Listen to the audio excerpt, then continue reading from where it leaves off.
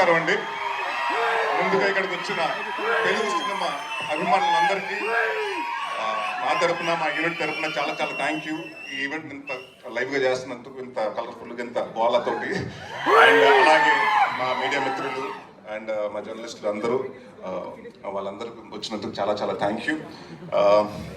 మళ్ళీ దీని గురించి చెప్పాలంటే డిసెంబర్ 27, 2021 లవ్ యూ మా. సో ఆ రోజు నాకు వచ్చి చెప్పడం జరిగింది. దాని తర్వాత అప్పటి నుంచి ఇప్పటి వరకు దాదాపు 3 సంవత్సరాలు పట్టిందండి. ఆ 3 సంవత్సరాలు ఈ సినిమా గురించి చెప్పాలంటే ముఖ్యమైన వ్యక్తి సుబ్బు గారి గురించి చెప్పాలి. ఈ 3 years ఆయన దేని గురించి ఆలోచించలేదు, దీని గురించి తప్ప.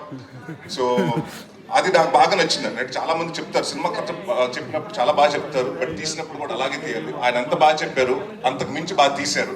అండ్ అది నేను చాలా కాన్ఫిడెంట్, ఎందుకు సినిమా చూశాను కాబట్టి నేను చెప్పగలుగుతున్నాను. అండ్ మేము చాలా డిస్కషన్ చేశాను. అంటే నా సినిమాల్లో అంటే మనకి తెలుస్తాయి కదా ముందు సినిమాల్లో ఏం తేడా వస్తుంది, మనం ఎక్కడెక్కడ మార్చుకోవాలని మనం కూడా కూర్చొని అనలైజ్ చేసుకున్నప్పుడు చాలా మంది నాకు చెప్పిన కంప్లైంట్, మీ సినిమాలో సాంగ్ సరిగ్గా ఉండలేదంటే, సాంగ్ సరిగ్గా ఉండలేదని చెప్పారు.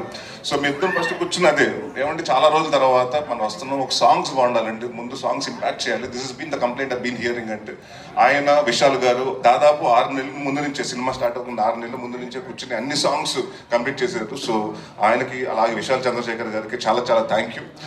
చాలా కష్టపడి, చాలా ఇష్టపడి చేశారు సినిమా. అండ్ అందరూ అండి, ఇట్స్ నాట్ వన్ పర్సన్. అంటే జనరల్గా ఏమంటారంటే సినిమా బాగుందంటే వాళ్ళు లక్కో లేకపోతే ఇంకోటో అని కాదండి. ఇక్కడ అందరూ టీమ్ ఎఫర్ట్. రిచర్డ్ ప్రసాద్ గారు కెమెరామెన్ గారు అలాగే ఉంటుంది, కెమెరా వర్క్. మా చోట ప్రసాద్ గారు ఆర్ట్ డైరెక్టర్, మన ఎడిటింగ్ అలాగే ఉంటుంది. మా బ్రహ్మకడ్లి గారు ఆర్ట్ డైరెక్టర్, ఆయన వర్క్. అంటే ఇట్స్ లైక్ అందరూ 24 క్రాఫ్ట్స్ కలిస్తేనే సినిమా. సో ఈ సినిమాకి నేను కాన్ఫిడెంట్గా చెప్పగలుగుతాను. అంటే రేపు సినిమా చూసిన తర్వాత కూడా చెప్తారు, ప్రతి ఆర్టిస్ట్ గురించి మాట్లాడతారు, ప్రతి టెక్నీషియన్స్ గురించి మాట్లాడతారు. ప్రసాద్ బెహ్రా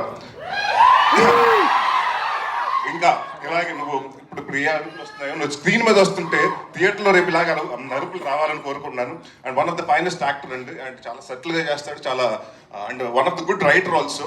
అండ్ నేను కూడా నిన్ను ఒక నెక్స్ట్ వెన్నెల కిషోర్ లాగో, లేకపోతే ఒక సత్య లాగో, మైవహర్ష లాగో ఒక పెద్ద స్థాయిలో చూడాలి. అండ్ డెఫినెట్గా ఐ నో 1-2 yearsలో నువ్వు డెఫినెట్గా మాకు కూడా డేట్లు ఇవ్వు, ఆ స్థాయికి బిజీ అవ్వాలని కోరుకుంటున్నాను.